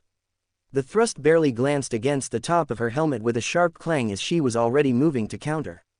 Stepping forwards and flexing her magical energy, mana swirled around her at high speeds before it exploded outwards in a flash of brilliant neon red light. Tarkus was blown off his feet from the attack, rolling through the air before roughly landing upon his shoulder and then flipping onto his back with a grunt. Even as Lancer took a step forwards, she paused and turned again. Sweeping the spear out in front of her and unleashing another dark cloud of mana towards the charging Marie. The woman once again shot skywards to avoid the attack, only for Lancer to twist her spear and point in towards the rider. The tip of her weapon glowed for barely a second before it unleashed a beam of pure magical energy. The condensed mana cleared the distance between Lancer and Marie in a heartbeat, before the rider herself could even react, and struck the side of the glass horse like a rocket. The construct shattered instantly, Marie letting out a sharp gasp as she suddenly found herself in a free fall while propelled forwards by the momentum of her mount's explosion. Lancer surged forwards, propelled by a sudden burst of mana and rushed the rider as she fell to the ground. Her free hand threw itself forwards and clamped down around the throat of the rider, stopping her flight dead in its tracks and holding her above the ground, her feet dangling uselessly as she grasped at the metal gauntlet now firmly entrenched around her neck. "The knight I can excuse." Lancer's voice came out cold and judgmental. "Even a brute has their place on a battlefield." "You," she scoffed loudly, holding the rider further up into the air. Marie gasped as the grip tightened around her throat. "Who has no experience in tactics nor battle? I know not your true name and I have no interest in learning it. I can tell with but a glance you are nothing more than a decoration." Marie's ring flashed. She held her hand outstretched towards Lancer and unleashed a burst of fluorescent pink magical energy directly into the face of the servant. The smoke kicked up and the attack briefly obscured them from vision before it started to settle. Marie watched as the unmarred body of the dark servant stared back at her, not even having been moved by the attack in the least. A servant should play to their strengths. The darkened spear was raised upwards, the tip pointing directly towards Marie's heart. The servant gave no heed to the struggling of the rider as they fruitlessly tried to pry themselves free. "And yours was clearly warming a bed." Marie's eyes widened as Lancer thrust forwards, the clear aim of gutting the servant then and there. The head of the Lancer snapped aside a moment later, whirling Marie around as though she weighed nothing. The rider let out a gasp as she was tossed from the servant's grip. Wah! She barely caught sight of Tarkus already mid-swing with his sword above his head. The knight instantly dropped the weapon. It came to her almost dumbly that the Lancer had actually thrown her towards the saber to stop him attacking. Her eyes widened as she watched Tarkus spread his arms ready to catch her. She slammed into his chest a moment later. The stalwart knight remained unmoved as he caught her. "Miss Ma," he then cut himself off. She once again found herself being tossed through the air. Only this time she was flung while still facing her thrower. As such, she was granted a front row seat to watch the black lance of the darkened servant gore straight through Tarkus' chest. The jagged crystal spokes on the lance ripped open his armor and snagged with them his skin and bones as the tip of the spear burst through his back. That time, Tarkus did stagger while releasing a bloodied cough. Her back hit the ground with an almost gentle thud, the snow softly crunching beneath her weight. Huh, Marie made a small noise, somewhat unable to comprehend that the exact same thing had happened to her twice. Then Tarkus did something that she hadn't been expecting. He grabbed a hold of the spear with both hands and pulled it forwards, moving along the length of the weapon and swinging his left hand out clamped down around the Lancer's neck. You were very rude just now. Tarkus gurgled as he swung his right hand forwards and smashed his fist directly into the face of the servant. The Lancer staggered backwards from the strike and released her grip on the spear. Tarkus was quick to advance on them, spinning them with their left hand as he turned on his heels. He pulled back his right arm and swung upwards, directly into the gut of the Lancer and very nearly folded them over with the force of the punch. Tarkus maintained his grip on the servant, showing no indication he was affected by the spear in his gut, nor the devastating damage he had suffered as he continued to rain powerful blows onto the Lancer again and again. On perhaps the 12th punch, the lancer snapped her hand out and caught Tarkus' fist. Her other hand reached up and grabbed the wrist of his left hand, twisting it in her grasp and slowly prying it from her throat as she stepped backwards. The pair of them now pushing against the strength of the opposite. The ground beneath their feet started to crack.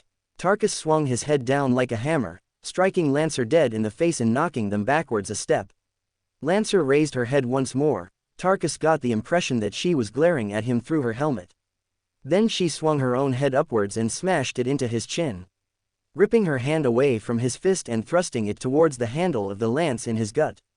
With a jerk motion, she ripped the spear from his body and splattered the ground with dark red blood. Releasing a sharp gasp, Tarkus stumbled away from the lancer as the gaping hole in his chest turned into a waterfall of blood, his hands flying over the wound in some meager effort to stem the tide. As an undead, he could still fight regardless of the wound, but it would still hamper his abilities, especially if his organs fell out and he started slipping on them. Twisting his body, Tarkus brought out his tower shield and raised it up. Stumbling as Lancer swung her spear down directly into his guard, the shockwave of the attack jostled his entire body, the top layer of snow blasted away from him in a circle. As Lancer made to swing her spear back around, Tarkus inhaled and then exhaled. The woman paused, turning and raising her shoulder up as Marie hurled another crystal horse at the woman. This time bereft of its rider, the construct lasted long enough to shove the lancer away from the saber, her feet dragging through the snow as she made to stop herself. "Stay close, Mrs." Tarkus shouted out, ignoring the way in which blood spilled down his chin and out the bottom of his helmet. Already moving towards where Marie had her arm outstretched, "This is going to be loud." He slammed the base of his shield into the ground, his eyes briefly darted to the spirit tree directly towards their left before lowering slightly. "Sorry, Miss Animosphere," he muttered under his breath. "Warriors far and wide, climb the mountain of the divine, brave the passage to the heavens and test yourself against the trial of the gods." Mana swirled around Tarkus as he spoke. The intoning of his noble phantasm was clear enough, something Lancer clearly noticed by the way she turned towards them and pointed the lance at the pair of them. "Come forth, my achievement. Sen's fortress." The earth shook, bricks burst from the ground and rushed upwards, assembling themselves at blinding speed as the citadel of the ancient fortress started to construct itself around the trio. Not that the effects of the sudden noble phantasm were limited to just them, however. The spiritual tree of Torin was shunted to the side as the wall of the fortress crashed into it, shattering the branches in its path and upturning the roots of the great plant. If one had looked close enough, they would have noticed Calamate being thrown from one of the branches and stabbing his sword into the trunk in order to stop himself from falling to the ground. Torin had a much easier time of holding on. It was all too obvious as he was the one who commanded the tree. For all others, it became a frantic sprint in the opposite direction as the boundary of the fortress expanded further and further outwards. Great stone towers reached towards the heavens, overshadowing even the spirit tree of Torin with their scale, though still coming up short when compared with the titanic arc tree. The front of the citadel ground to a halt, 3 barred gates hung down to bar any entry, falling down with a deafening crash which sent a wave of snow and dirt sweeping over anyone who happened to be close enough at the time. As her vision cleared, Lancer lowered her arm and looked around, soon finding herself standing in the center of a chasm atop a single bridge without railings on either side. She looked down, giving the dirt-red cobblestone a cursory examination before looking over her shoulder at the clattering noise of armor. What she wasn't expecting was a humanoid man with green scales and the head of a snake to be swinging a curved sword directly towards her head. The surprise was short-lived, however. As was the serpent man. She spun on her heel, swinging her lance with blinding speeds and cleaving through both the sword of her attacker as well as their body itself. The form vanished into a ghostly whisper of purple smoke before the blood stains even dropped down into the ground. A whistling caught her ear. She instinctively took a single step backwards just in time to avoid an axe head swinging past her face. Turning her head upwards, she stared at the sharpened pendulum that swung back and forth across the chasm. She looked over her shoulder once more, spotting another of the pendulum blades around a meter behind her, and there was a third located just beyond the one swinging just in front of her. Each of the blades was moving at an irregular pattern. Where one might be at the climax of its swing, the other would be halfway through and the final would already be upon you. This is the fortress that was impossible to navigate for decades. The voice of Tarkus echoed out around her. Even many of the Baronite knights couldn't do it. I did, but, well, I think I just got lucky. So this is your grand ploy, Lancer bluntly remarked, casting a withering glare over the decrepit local and glancing over the edge. The groaning of metal from below her soon revealed itself to be some manner of crippled-looking behemoth, bereft of its head and one of its legs. A twin-pointed staff was in its right hand as it hobbled around the floor, dragging a cracked metal tail behind it. This ruin full of failed experiments and invalid beasts. There was a pause before Tarkus responded, yes, with some confidence, it might not be enough to beat you, but you will be walking around here for a while trying to find the exit. Hey, a faint laugh came from behind the black helmet of the Lancer. The woman raised her spear up and slowly pulled it backwards. You are correct in one aspect. It shall not be enough to beat me. Why would I consider wandering such a ruin when I can just as simply tear it down? Wah. The spear in her hand suddenly started to rotate, the handle remaining stationary while the cone-shaped blade spun around at an increasing pace. The red crystals along the outer lining of the spear began to glow and crackle. Lightning danced between each of them at a hastening pace to match the rising speed of the spear. Dark clouds of mana swirled around the weapon, a vortex soon forming around the spear with such vigor that the body of the weapon was soon obscured behind a menacing black cloud. All that could be seen was the occasional crackle of red lightning illuminating part of the outline for a brief second. Despite standing right next to the vortex, Lancer looked thoroughly unconcerned about the power of the weapon. She had no need to be. She would not be so easily slain by her own spear. O holy spear, removing anchor, Lancer intoned. With just those simple words the speed of the lance's rotation increased exponentially. The torrent of wind now swirling around the lance was, at this point, tearing apart the very structure around her. The flow of mana towards the Lancer continued to such a point that Tarkus could feel his throat run dry. That spear, Tarkus muttered out, his eyes glancing towards Marie by his side and then back to it from his ledge just above her. Though she couldn't see them, it would not matter. There was very little that would survive that spear when its full power was activated. Tarkus might not have been the smartest man around. He would be the first to admit it. But he wasn't stupid enough to not understand that the spear would rip his noble phantasm apart. That spear almost certainly had to be an anti-fortress noble phantasm. With him being in such a weak condition already, he was unsure if he was going to survive. Marie most certainly wouldn't. Sorry about this, Mrs. Marie. Tarkus spoke in a gentle tone of voice as he crouched down and wrapped his arms around the woman, eliciting a surprised gasp from her. My armor is a bit cold, so you might be a little chilly. Wah, what are you? Marie struggled to look up at the knight as he embraced her body, then she understood a split second later what his intention was. Wait, don't. The rest of her words were drowned out by the cacophony occurring below the pair of them. The crashing of rock and roar of the spear was overwhelming every other possible noise the pair of them could have made, even at such a close distance to one another. Despite that, a single voice could be heard above the chaos. Thrust and feast, crush and shatter, split the skies, rend the earth and command the storms. Lancer called out, her voice still as clear and crisp as though she was speaking from beside them. 13 fangs, clamp down around the throat of my foe. Drawing back the lance one final time, even the pendulum axes were being pulled towards the woman with their support struts groaning in protest from the unnatural movement to their construction. For a split second, there was nothing but silence. A single word echoed through every hall of the fortress, sweeping through all the corridors with the force of a storm. Rongominiad. Then the world exploded. For more thrilling fanfiction stories like this, check out my channel Fanfic Audiobook. Dive into epic adventures, mysterious realms, and legendary journeys brought to life through immersive storytelling. Don't forget to like, share, and subscribe for more amazing audiobooks.